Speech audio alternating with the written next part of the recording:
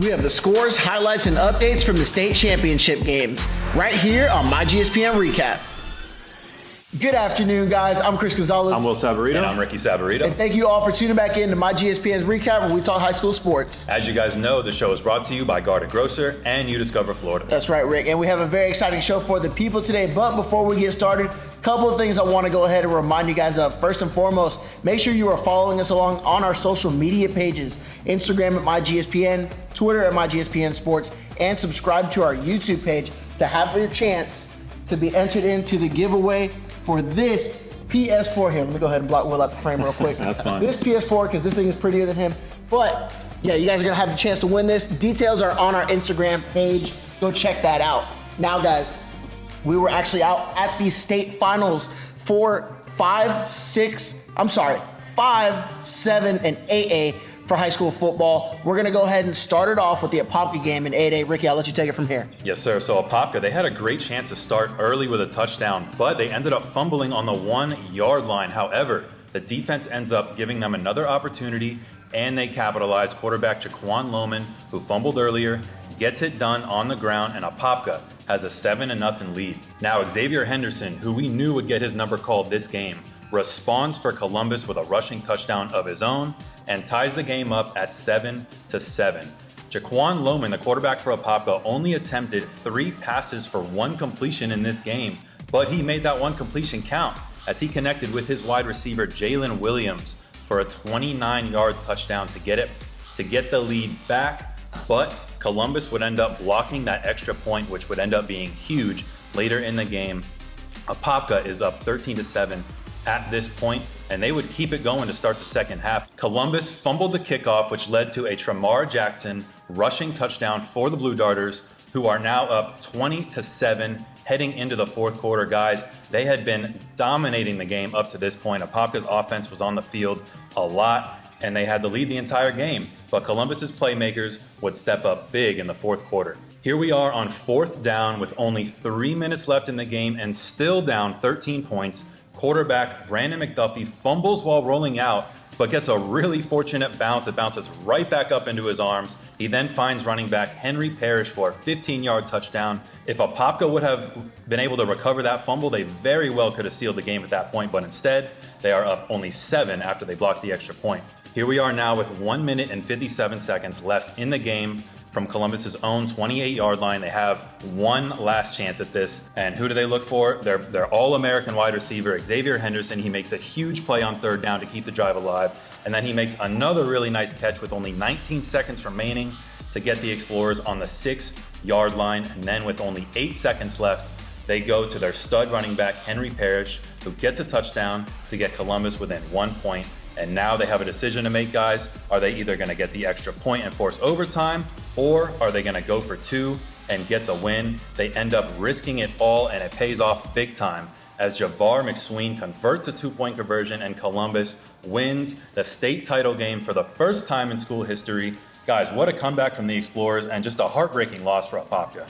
Yeah, I really couldn't believe the end of that game. I cannot believe Apopka didn't win it, but that's football. The energy in that stadium. Oh, yeah. I mean, we were sitting over on the Apopka side, and it was dead silent over there at the end of that. Mm-hmm. Columbus came out. Their crowd was absolutely insane. They probably had the loudest crowd of the weekend out there. I would say so, yeah, absolutely. So, I mean, absolutely hats off to Columbus, and congratulations on winning that state title right there. That's an 8A. Let's go ahead and move it on to 5A. Yep, I got Northwestern taking on Jones. Now, Northwestern is looking to capture their 3rd straight state title, as Jones is looking to get their 1st title in school history. Jones got on the board first. They put together a very impressive opening drive that went 80 yards and ended in a Various Sparrow touchdown, putting Jones up 7-0 early.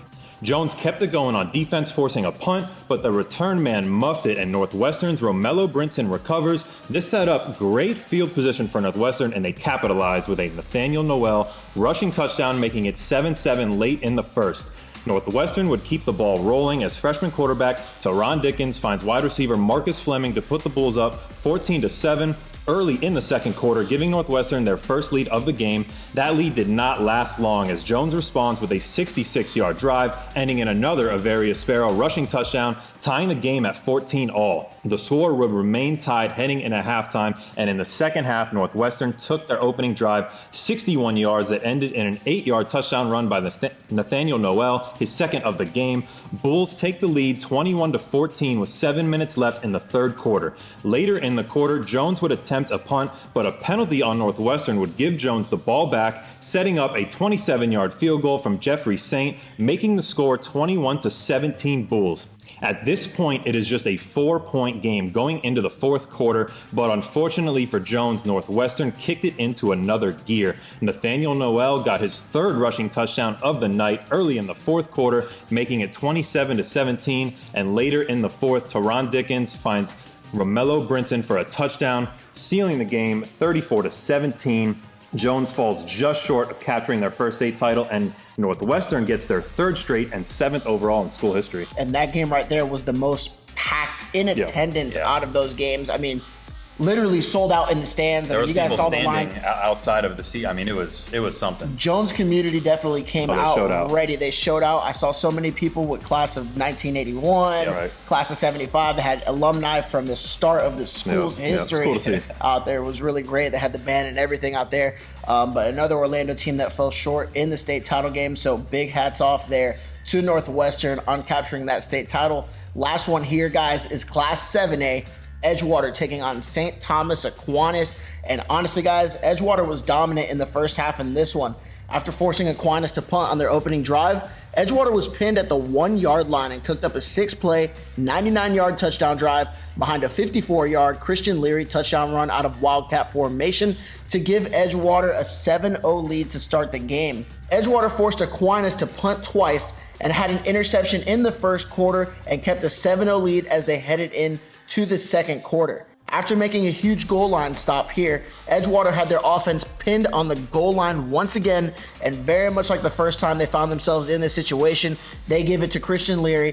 He takes it 75 yards to the house to give the Eagles a 14-0 advantage in this one. This would really be the first time that we saw some life out of St. Thomas's offense. It was a quick response, and it was exactly what they needed in this situation. Sophomore Anthony Hankerson is going to get the handoff and go up the middle for 63 yards for the Raiders to make it 14-7. Edgewater still leading in this one. Closing out in the first half, St. Thomas found themselves in field goal position as the first half came to a close, but the 46-yard field goal attempt fell just short, and Edgewater headed into halftime still up 14-7. Coming out after the break is where we really saw Aquinas shift the momentum and take control of this one. The Raiders scored 14 unanswered points off of 2 Zion Turner rushing touchdowns and found themselves up 21-14 after starting the game down 14-0. Edgewater was able to answer in the fourth on a 25-yard field goal by Joey Ruggiero with 9 minutes remaining in the ball game to close the gap to 21-17. Aquinas, however, has an answer, and it's Marcus Rosemy making an amazing catch in the end zone to put the Raiders up 28-17 with 6 minutes and 4 seconds remaining in the ball game. Just over 2 minutes later, Edgewater has an answer of their own, and it's Cannon Mobley finding Tommy Hill in the end zone to put Edgewater in reach. The Eagles go for the 2-point conversion, but it's no good. 28-23, St. Thomas Aquinas leads here, but Edgewater's defense was able to force a punt on their next offensive drive and give their offense enough time for a 2-minute drive. And the Eagles, with 4.1 seconds left in the game, in scoring position, toss it up to Tommy Hill in the corner, but Marcus Rosemy is going to break it up as time expires, and St. Thomas Aquinas secures the 2019 7A state title, and yet another heartbreaker for an Orlando team. Yeah. Those Miami teams came in and won. I know we were not at all of these games. Won 7 out of 8 state titles. Unreal. Absolutely dominant, and it was from all down south, man. Yeah. No, and that was a heartbreaker for Edgewater. As you guys know, we've been following them all season long. You really felt like it was their year to get that state title. Absolutely. But of course, we know how good St. Thomas is, so hats off to them. All 3 Orlando teams look like they all could have won their games. They're either leading at some point or another. Right. Tough, heartbreaking loss for the Orlando teams. Another fun fact was that every Orlando team found themselves on the scoreboard first in this one. Right. Dominated the first half and came out. I mean, those Miami teams came out in the second half. Yeah, did what ready to they go. had to do. They know how to play some football down there. Go ahead and make it work. But besides all of that, congratulations to the 3 state title winners. Absolutely. But also a huge congratulations to those 3 Orlando teams, Jones, Edgewater, and Apopka, for making it so far. We had a blast covering all these games this year, guys, and hats off to all of you. And we go ahead and give you a little hands up here, guys. Yes, sir. But that is our show for today. We want to go ahead and thank our sponsors, GardenGrocer.com. If you're staying in the Orlando area at one of the Disney resorts, go ahead and place an order for groceries to be delivered to your room at the time of check-in. Save money and time by shopping with GardenGrocer.com. And also UDiscover Florida. If you're looking for a new restaurant, hotel, or attraction, check them out on Instagram at UDiscover Florida or UDiscoverFlorida.com. And once again, guys, I'm Chris Gonzalez. I'm Will Saborido. And I'm Ricky Saborido. And thank you guys for tuning back in to myGSPN's recap. As always, you guys know it's your sports. All you, all the time. And don't forget the giveaway.